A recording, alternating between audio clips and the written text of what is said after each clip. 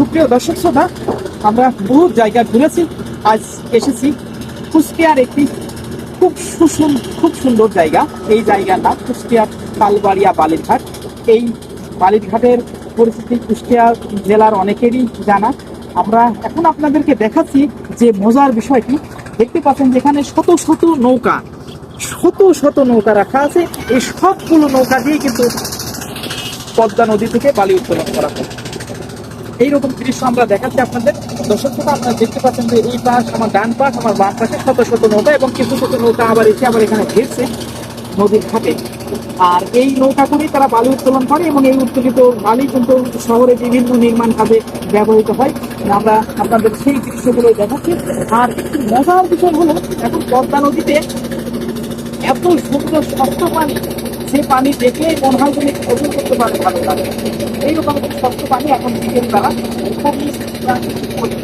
আর এই পদ্মার ওই পারে হলো পাবনা জেলা। আমরা আপনাদেরকে দেখাচ্ছি। এখন পাবনা জেলা কিন্তু খুবই সন্নিকটে মনে হচ্ছে, আমাদের একেবারে কাছে।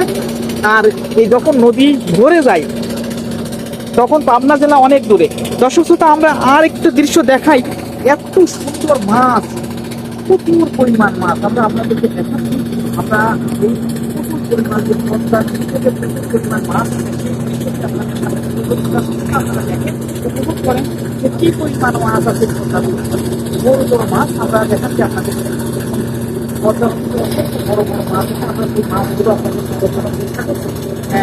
আর ওই পাশে দেখতে পাচ্ছেন ছোট্ট ডিঙি নৌকা দিয়ে জেলে ভাই মাছ ধরছে। এরকম ছোট ডিঙি নৌকা, অনেকগুলো ডিঙি নৌকায় পদ্মা নদীর মাঝে অবস্থান করছে, এবং এই ছোট ডিঙি নৌকা দিয়ে তারা পিয়ালি এবং বেলে মাছ, খুবই সুস্বাদু মাছ, এই মাছ তারা কিন্তু আহরণ করে থাকেন এই পদ্মা নদী থেকে।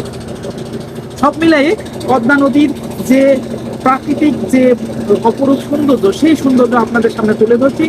আর আমরা অবস্থান করছি পদ্মা নদীর মাঝে নৌকার উপরে। এই যে নৌকার উপরে অবস্থান করছি, এই নৌকা করেই কিন্তু পদ্মা নদী থেকে বালি উত্তোলন করা হয়, এবং এই উত্তোলিত বালি কিন্তু বিভিন্ন কাজে ব্যবহৃত হয়ে থাকে।